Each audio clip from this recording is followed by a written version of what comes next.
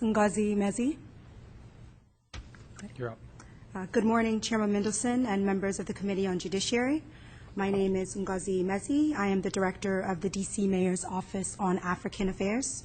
I am pleased to testify in support of the Council's introduction of the Sense of Council encouraging the United States Congress to enact the Development, Relief, and Education for Alien Minors, or DREAM Act of 2012.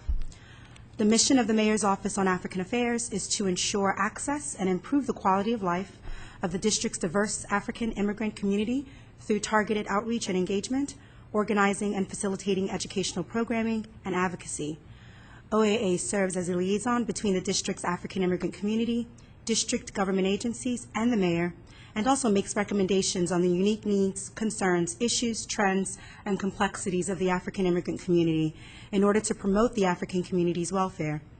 Many of the district's African immigrant residents can stand to benefit from the passage of the DREAM Act of 2012, which supports the fundamental mission of OAA to improve the lives and future economic productivity of many African immigrants, which in turn benefits the district's community.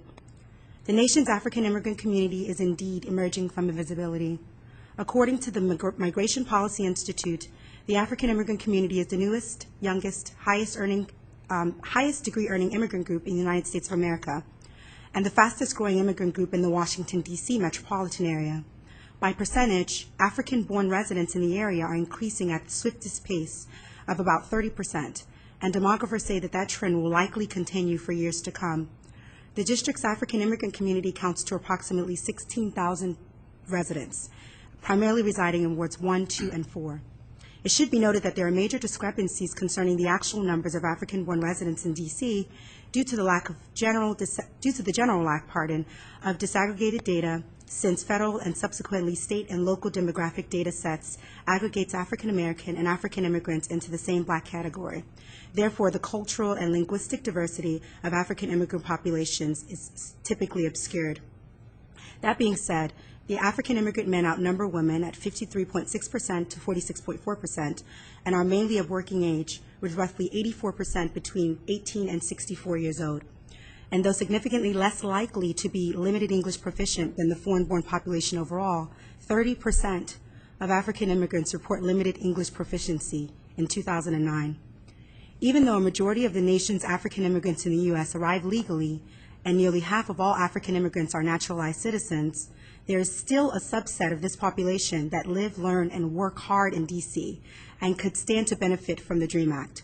Passage would provide a path for them to fully partake in the district's community and further strengthen its economy, by, for instance, providing it with a highly skilled multilingual workforce to compete in our increasingly global economy. According to the Pew Research Center, it is estimated that approximately 3% of the nation's undocumented immigrants are from African countries.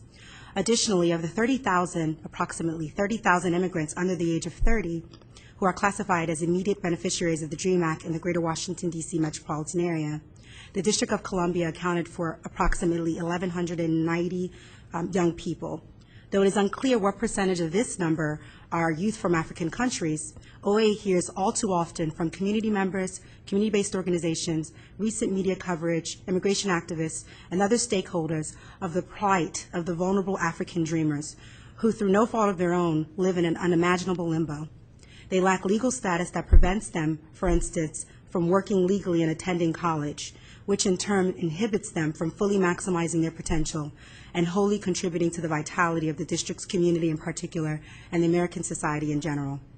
OA remains committed to ensuring that these vulnerable youth, African youth, who are dreamers in every sense of the word, improve their lives and fully contribute to the district's community by being productive members of the American society. Our vibrant youth program engages African youth through numerous activities and events that highlight leadership, employment, civic engagement and participation, social integration, while providing the platform for interactive discourse on issues like the DREAM Act that affect subsets of the district's African immigrant youth.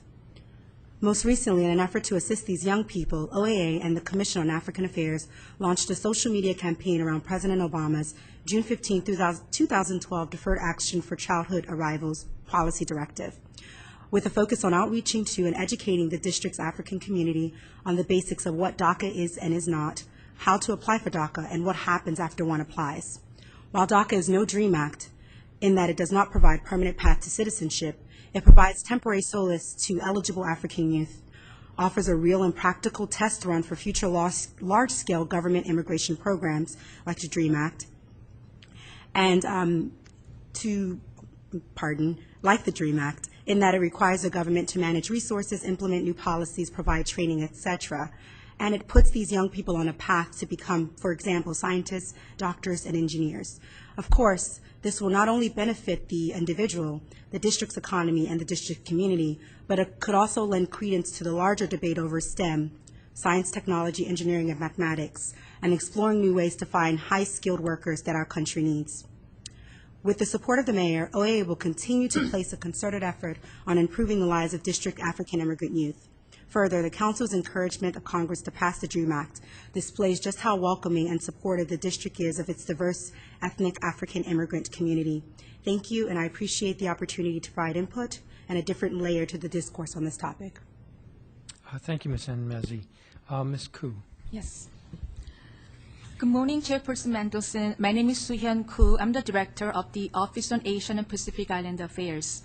I'm here to support the Council's introduction of PR